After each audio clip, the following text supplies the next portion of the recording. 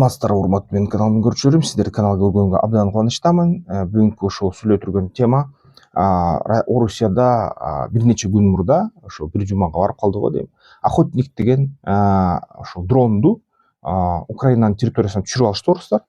Түшүргөн дагы баягы видеолордун көптөгөн баягы күбөлөрдүн айтуусу боюнча бул деген негизи самолет Су-57 менен Су-70 охотник деген дрон чогуу учуп бараткан жерден бир маалда ошол охотниктин үстүндө көзөмөлдү жоготуп алган окшойт Орусиянын пилоту. Анан ал охотник Украинанын территориясына кире баштады. Ошондо Орусиянын пилоту ракета менен атып түшүрдү да. Анан ошол охотник деген дрон өзү мындай кандайдыр бир келечектеги куралдай көрүнөт да, баягы инопланетяндардын куралына аябай мындай инновациялык сыяктуу көрүнөт. Биринчиге караганда, бирок экинчи караганда негизи мындай көп батыш жана башка ошо өлкөлөрдүн, Европа өлкөлөрүнүн эксперттери ал фюзеляжын карап таң калышты да. Ушул заклепка менен жасаптыр, аябай колхозчо жасаптыр, эскиче жасаптыр. Эмнеге ушуну аябай алдында турган, аябай сырдуу, секреттүү, аябай мындай жогорку аскер технологиясы деп эсептелинген дрон эмнеге ушундай аябай орой жана мындай дыкаттык менен, мындай жакшы сапат менен жасалган жок деп суроолорду бере башташты. Анткени ал охотникти алып туруп Украинанын территориясына алып келгенден кийин анын сүрөттөрү кеңири тарап кетти ошо прессага. Негизи ал деген эмне деген мындай самолет да, эмне деген учак. Ушундай учактар ар бир өлкөдө, чоң өлкөдө авиациялык бар да негизи. Эң биринчи ушундай учакты Германия жасаган, монокрыло деп туруп. Германия кезинде баягы ошол атайын баягы пропеллер менен коштолгон ушундай бир самолеттордун проекттери бар болчу, жасаганга аракет кылышкан. Экинчи дүйнөлүк согуш бүткөндөн кийин ал Германиядан баягы көп конструкторлорду Советтер Союзу жана Америка Коңшу Штаттары өзүнө алып кеткенден кийин дагы Америка Коңшу Штаттарында ушундай X-Wing деп жасап көрүшкөн да ушул проектти. Кийин алар Америка Коңшу Штаттар ошол X-47B деген ушундай сыяктуу самолетту жасашты дагы. Анан эгерде карасак, Түркияда да Анка деген самолет бар, ага окшош Анка-3 деген. Ошол негизи түркиялык байрактарга атаандаш болгон өзүнүн Түркиянын армиянын ишканасы жасайт да, байрактар менен кошо да жасашат ушундайларды. Карасаң дагы ушундай негизи Winglong деген, X-Long деген ошол Кытайдын долбоорлору бар, 607 деген долбоор. Карасаң ошондой эле долбоорду мисалы үчүн ирандыктар жасады, Шахед 170 деп. Алар деген ошо X-47B'ни кармап алышып, америкалыктардын хакердик атака кылып туруп, ошо бир нече жыл мурда ошондон копия жасашты да. Анан ар бир өлкө, ар бир мамлекет өзүнүн ушундай кандайдыр бир самолеттин жасаганга аракеттенүүдө да. Бул дрон, мисалы үчүн ошол охотник С-70ти карасак, мунун узундугу 14 метр экен, бир топ эле чоң самолет да, мындайын айтканда. 2,8 тонна көтөрөт экен, 19 метр экен баягы канаттын узундугу да, мисалы үчүн. Анан учуу массасы 25 тоннага жетет экен, аябай эле чоң да. Мисалы максималдык ылдамдыгы 1400 км саатына. Анан ошол бир мактан ашат, бул эми кичинекей мындай бийиктикте да. Башка маалымат боюнча негизи жалпы крейсердик ошо ылдамдыгы 1000 км саатына, бул мактан ашат, бир мактан ашат. Практикалык потолок 18.000 метрге чейин көтөрүлөт, 18.000 метрге чейин көп системалар атпайт да, мисалы үчүн баллистикалык Патриот эле атпаса ПВОду. Анан алыстыгы 6000 километрге чейин учат экен да, ушундай характеристика берилген. Бирок ошо негизи жасалышы аябай начар деп айтып атышат. Бул жерде баягы үстүнөн коштолгон материалдар радио жутуучу материалдар эмес, демек көрүнөт радарларга. Экинчиден бул баягы авиацияда мындай жогорку бийиктикте, жогорку мындай ылдамдыктарда ар бир тешик, ар бир мындай кычык-пычык, сүздүк өзүнчө кандайдыр бир радио толкунду жаратат да. Анан ошондо радио толкундорду жаратпаш үчүн, мисалы үчүн, американдыктар 1-2 жыл мурда ошол B-1 деген ошол бомбардировщик жасашты. Алардын мисалы сыртын карасаң, жып жылмакай да, аябай жылмакай. Атайын ушул порошок принтер менен, темир принтер менен жасашкан. Баягы радио толкундар мындай эч бир бетине мындай сыймалансын, эч бир мындай кандайдыр кармалбасын деген ушундай ниет менен да. Ошондон карасаң кичине албетте башкача болуп калат да. Мисалы америкалыктар жасаган Northrop Grumman X-47B деген ушундай дрон өзүнчө дагы мындай характеристикаларын карасак да, кандай болчу, эмне деп мындай кандайдыр сапаттар бар болчу. Ал долбоорду негизи америкалыктар жабышты. Жабышкан себеби булар муну азырынча перспективдүү эмес деп эсептешти. Анткени ушундай сыяктуу дрон алыс аралыкка уча албайт, көп бензин көтөрө албайт. Мисалы үчүн ошол эле эгерде алсак Predator деген дрондор жөнөкөй эле мындай самолетко окшогон эле дрон, алар узун канаты менен аябай энергоэффективдүү болот, энергияны аз жейт, бензинден аз жейт, алыска учат, аябай чыдамдуу погодага. А мындай дрондор болсо жарабай калыптыр да. Бирок ошентсе да бир карайлы.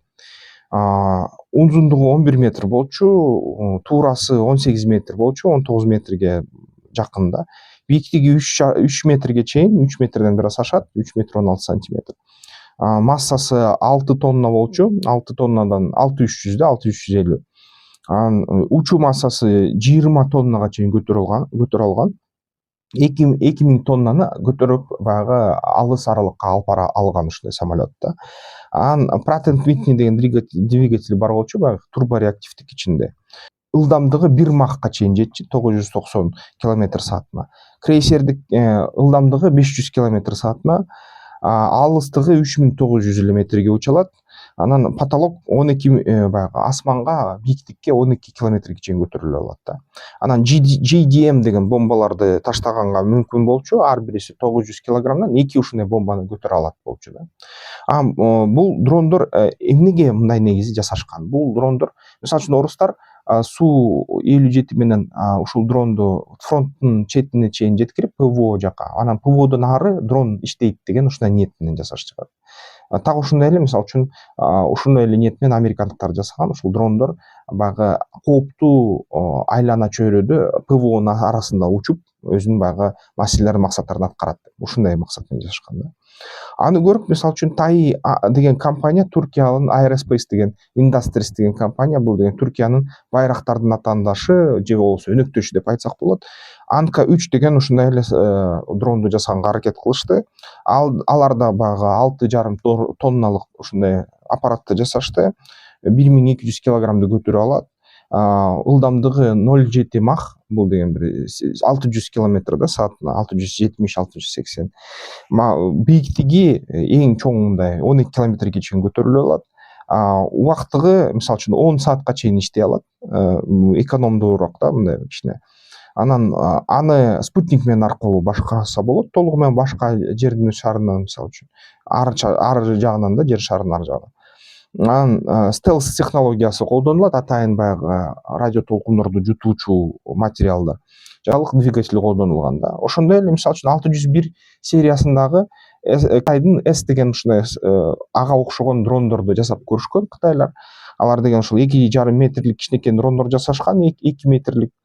Анын бийиктиги бир 0,6 метрден бир аз ашыраак да. Анан негизи 5730 ошол килограмм салмагы, арамга чейин 1,5 тоннага чейин алып бара алат. Мисалы үчүн бомба же ракеталарды. Жана ылдамдыгы 1000 км саатына. Жана негизи баягы ички двигателин карасак, бул электродвигатель болсо, чоң бир электро мотордон турган импеллер да. Ушундай жасашкан аларды. Анан ушул нерселердин негизи максаты эмне болгон да? Негизи ой боюнча бул деген дрондор жакынкы келечекте бүт пилотторду алмаштырып, пилоттор баягы негизи самолеттордон ушул дрондорду башкарып, фронттун линиясынын ар жагынан ушул дрондорду жиберип, бул дрондор болсо баягы жоонун такай жанына келип туруп, ушу бомбаларды таштап, ракеталарды таштап, радио баягы жыштыктарды бузуп, же болбосо кандайдыр бир чалгындоолорду өткөрүп, же болбосо кандайдыр бир керек болсо груздарды жеткирип, ушундай нерсе операциялар жасаш керек болчу да ушундай дрондор. Бирок мисалы үчүн Америка Коштат Штаттары B-21 Spirit деген бомбардировщик жасап, ошого окшош эле бирок илейген да. Ушул менен токтошту. Ал эми X-47-ни токтотушту. Ушул долбоорду, бул долбоорду андан ары улантпай калышты, анткени перспективасын көрүшкөн жок да. Эң негизги себеби бул деген тынчтык болчу да. Узак тынчтыктын ичинде бул системалар керек эмес болуп калган. Экинчи самолеттик сыяктуу Predator баягы баары аябай экономдуу да, аябай бензинди аз жейт, учат, бүт эле баарын жайгат да. Ошо характеристикалар мыктыраак да ушундай дрондорго, реактивдүү дрондорго караганда. Ошон үчүн булар дагы ушундай реактивдүү дрондордон да баш тартты да. А бирок бүгүнкү күнү Украина менен болуп аткан согуш кайра көрсөтүп атат, жок, реактивдүү дрондор кайра керек экен. Бул деген баягы канаттуу ракеталардын кандайдыр бир түрү болуп калат экен. Баары бир реактивдүү дрондорго орун бар экен, бирок көп учурунда реактивдүү дрондор жанкечтүү дрон болуп калат экен да. Ракета эле болуп калат экен да. Булар деген эч качан баягы көп жолу колдонуучу дрон болбой калышы ыктымал экен деген ушундай ойлорго алып келди да бүгүнкү күнү. Орусия ошо 3 эле ушундай охотник Су-70 деген дрону бар экен. Анын үчөөсүнөн бирөөсүн жоготту. Америка Кошмо Штаттарынын чалгындуу маалыматы боюнча. Анан Орусия дагы жоготкондон кийин, ошо эксперимент жасагандан кийин өзүнүн дагы баягы импорт тыюу салган, санкциялардан тыюу салгандан кийин да өзүнүн жаңы ушу жаратпай калды да, жаңы аспаптарын, жаңы ушундай дрондорун. Ушундай кризиске кабылды. Демек негизи бул деген аябай кымбат нерсе. Мисалы үчүн биздин Кыргыз Республикабызда ушундай дрондорду кийин жасасак, Украинанын жолу менен барат окшойбуз. Бул деген биз деген Поляница сыяктуу баягы реактивдүү канаттуу ракета дрондорду жасайт окшойбуз да. Мисалы үчүн Кыргызстанга андай нерселер же болсо GSM, JDM сыяктуу америкалык мындай атайын ракеталык канаттуу ракеталар жасаганга өтөт окшойбуз. Же Туркиянын баягы Roketsan компаниясынын кичинекей ракеталары сыяктуу ушундай аспаптарга өтөт окшойбуз. Анткени ушундай чоң дрондор бизге бул кымбат, эффективдүү эмес, аны башкарууга аябай чоң жасалма акыл керек, ага миллиарддаган доллар инвестиция керек. Демек ушундай жол менен барбайт окшойбуз да келечекте. Ошон үчүн бул аябай кызыктуу, бул аскерий технология. Ошону бир карап, бир өтүп эле эсибизге тутуп эле, анан кийин башка баягы арзаныраак жана мындай эффективдүүрөөк жол менен кете беребиз деген ойдомун да. Ошол силерде болсо кандай ойдосуңар? Ушундай Кыргызстанда ушундайды жасаш керекпи, же болбосо баягы эле арзаныраак канаттуу дрондорго өтсөк эле туура эле көрүнөбү? Сиздердин ой пикирлериңер кандай? Эмне деп ойлойсуздар? Анан бизнес пландоону үйрөнөйүн десеңиздер, бул QR менен кириңиздер. Видео астында да ссылка бар, аны бассаңыздар кат келет. Андан кийин катта айтылат эмне кылыш керек экенин. Андан ары бизнес планды жазганды үйрөнгөндөн кийин, бизнести пландаштырганды үйрөнгөндөн кийин, анан албетте өзүңүздөрдүн бизнесиңизди, ишиңизди, ишкерлигиңизди баштаганга мүмкүнчүлүгүңүз болот. Анда эмесе кийинки видеолордон көрүшкөнчө.